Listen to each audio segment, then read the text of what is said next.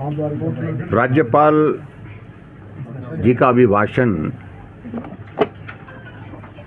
सरकार का एक दस्तावेज होता है। एक साल में सरकार ने किन किन योजनाओं पर काम किया, किस किस क्षेत्र में काम किया और हिमाचल के विकास के लिए किस प्रकार का सरकार का योगदान रहा, इन बातों का जिक्र महामहिम राज्यपाल जी के अभिभाषण में होता है। और मैं इस विधानसभा में कई वर्षों से महामहिम राज्यपाल के अभिभाषण को सुनता आ रहा हूँ, लेकिन आज सचमुच में एक बहुत बड़ी निराशा हुई। राज्यपाल महोदय जी की तो एक व्यवस्था है, तो स्वाभाविक रूप से वो जो सरकार की ओर से अभिभाषण बन करके जाता है उसको वो पढ़ करके सुनाते हैं। 1 घंटे 5 मिनट का अभिभाषण और 1 साल की एक भी उपलब्धि उसमें जिक्र के रूप में नहीं आई है।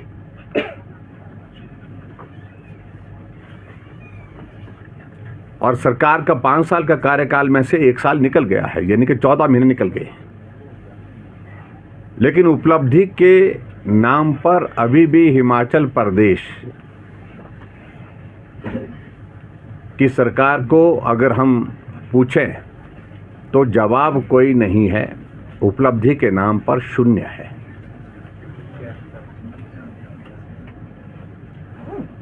सत्ता में आने से पहले कांग्रेस की सरकार ने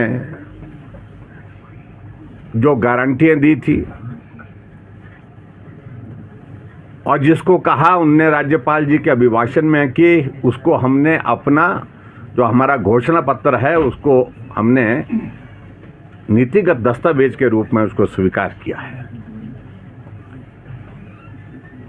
लेकिन नीतिगत दस्तावेज के रूप में उसको स्वीकार किया है,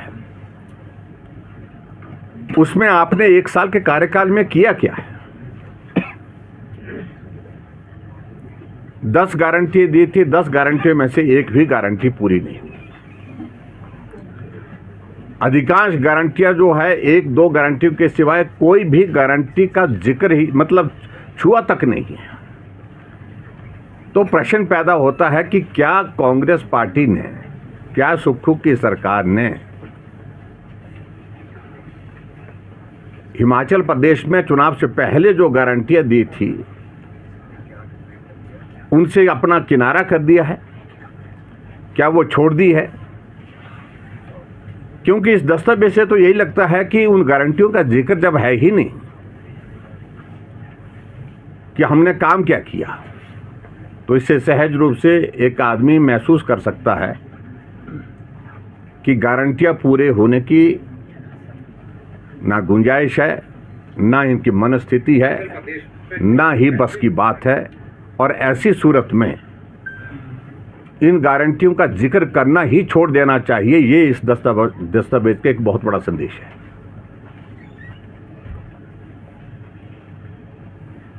जिक्र किया थोड़ा बहुत उन्होंने कि हरित क्रांति, हरित राज्य बनाने के लिए, लेकिन जमीनी हकीकत क्या है उसमें? इन्होंने कहा कि हम 5 कॉरिडोर जो ग्रीन कॉरिडोर जो हम बनाएंगे, लेकिन उसमें काम क्या हुआ, इस बात का हम जिक्र जानना चाहते हैं।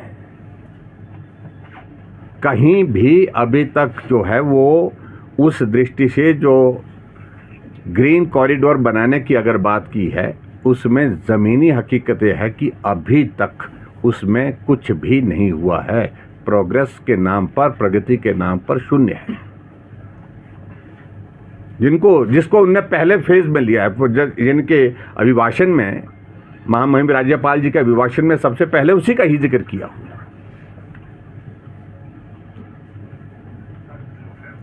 जिक्र करना एक बात है, लेकिन काम करना दूसरी बात है। और इसकी तुलना में अगर आप इस बात को देखेंगे कि हमने जब हमारी सरकार बनी थी पहले साल के बजट में 30 योजनाएं हमने शुरू की थी और 30 की 30 योजनाएं दूसरे साल जब गवर्नर का एड्रेस था उसमें उनका जिक्र था। जिक्र नहीं तो उसमें प्रोग्रेस थी, योजनाएं शुरू हो गई थी। और यहां एक भी योजना जिसका जिक्र किया हुआ उसमें से शुरू एक भी योजना नहीं हो पाई है, यह हकीकत है। अब मैं एक बात को सिलसिलेवार में अगर मैं बात कहूं, अब प्रश्न पैदा होता है कि सरकार ने कहा कि हम कर्मचारी हितैषी हैं, ओपीएस दिया, अच्छी बात है, उसमें हमें कोई आपत्ति नहीं है। हमने तो यही कहा था कि हम प्रयत्न करेंगे, लेकिन ओपीएस की परिस्थिति क्या है आज? ओपीएस में अब फाइल मूव हो चुकी है कि जो लास्ट पे ड्रॉन होती है उसकी 50% जो है वो पेंशन मिलती थी कर्मचारियों को ओपीएस के उस फॉर्मूले के मुताबिक, उसको पहले 40% करने की बात चली, अब उसको और नीचे 30% या 30 से भी 20% तक ले जाने की बात चल रही है। अब कर्मचारी भाइयों से मैं विनम्रता से इस बात का अनुरोध करना चाहूंगा कि क्या इस ओपीएस को अगर 20% पे लाएंगे वो, तो कौन सा कर्मचारी हिमाचल प्रदेश में लाभान्वित उससे होगा? ये बहुत बड़ा प्रश्न है। और उसके बाद कर्मचारी हितैषी की अगर बात कहते हैं, आज कर्मचारियों को डीए, एरियर, सारी की सारी चीजें जो है वो रुकी पड़ी हुई है। 1 साल से कुछ भी एरियर के रूप में उनको अभी तक दिया नहीं गया।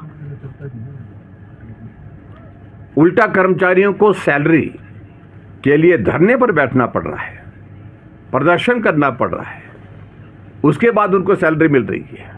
इलेक्ट्रिसिटी बोर्ड की स्थिति यह है, एचआरटीसी की स्थिति यह है।